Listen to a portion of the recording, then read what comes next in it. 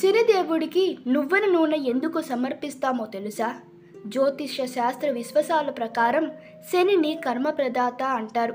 వ్యక్తులు చేసే పనులను బట్టి శనిదేవుడు ఫలితాలిస్తాడు. అందుకే శనిదేవుడు న్యాయమూర్తిగా పరిగణిస్తారు.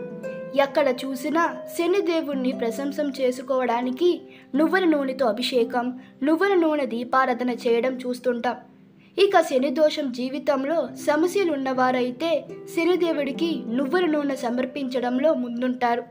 అసలు నువ్వుల నూనెతో శనీశ్వర దేవుడికి దీపారాధన, అభిషేకం ఎందుకు చేస్తారు? దీని వెనకాల ఉన్న కారణాలేమిటి? హిందూ మత పురాణాల్లో దీని గురించి ఏముందో తెలుసుకుంటే, పురాణాల ప్రకారం రావణుడు తన శక్తితో గ్రహాలన్నిటిని బంధించారని చెబుతారు.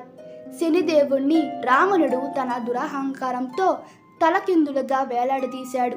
అదే సమయంలో హనుమంతుడు శ్రీరాముని దూతగా తల్లి సీతను వెతుకుతూ లంకకు వెళ్ళాడు. రావణుడు హనుమంతుడిని తోకకు నిప్పంటించినప్పుడు హనుమంతుడు లంక మొత్తాన్ని తగలబెట్టాడు. మొత్తం లంక దహనం చేయడం వల్ల గ్రహాలన్నీ స్వేచ్ఛగా మారాయి. కానీ శనిదేవుడు తలకిందులుగా వేలాడుతూ ఉండడంతో శనిదేవుడు విముక్తి పొందలేక తలకిందులుగా ఉండడం వల్ల శరీరం దెబ్బతినింది. శని బాధను తగ్గించడానికి హనుమంతుడు తన శరీరానికి నూనెతో మర్దన చేసి శనిదేవుడిని నొప్పి నుండి విముక్తి చేశాడు. అప్పుడు శనిదేవుడు భక్తితో నాపై నూనెను పూసేవాడు అన్ని సమస్య నుండి విముక్తి పొందుతాడు అని చెప్పారంట. అప్పటి నుండి శనిదేవుడికి నూనె సమర్పించే సాంప్రదాయం మొదలైంది. మరొక కథ ప్రకారం రామాయణ కాలంలో శనిదేవుడు తన బలం, ధైర్యం తలుచుకొని గర్వపడేవాడు. హనుమంతుడిని ధైర్య సాహసాల గురించి తెలుసుకున్న శనిదేవుడు ఆయనతో పోరాడానికి బయలుదేరాడు. శనిదేవుడు హనుమంతుడిని చేరుకున్నప్పుడు హనుమంతుడు నిశ్శబ్ద ప్రదేశంలో కళ్ళు మూసుకొని కూర్చొని శ్రీరాముని భక్తిలో మునిగిపోయి ఉన్నాడు. అయితే గర్వంతో మునిగిపోయిన శనిదేవుడు హనుమంతుడిని యుద్ధానికి రామంటూ గట్టిగా పిలిచాడు. అయితే ఇది సరికాదని, నేను శ్రీరాముడు ధ్యానంలో ఉన్నానని శనిదేవుడికి హనుమంతుడు వివరించాడు. కానీ శనిదేవుడు హనుమంతుడు చెప్పిన దానికి ఒప్పుకోలేదు. యుద్ధం చేయాల్సిందని మొండి పట్టాడు. దీంతో హనుమంతుడు యుద్ధానికి దిగగా తప్పలేదు. తన చివరికి శనిదేవుణ్ణి హనుమంతుడు తోకకు చుట్టి బాగా దెబ్బలు తగిలేలా కొట్టాడు.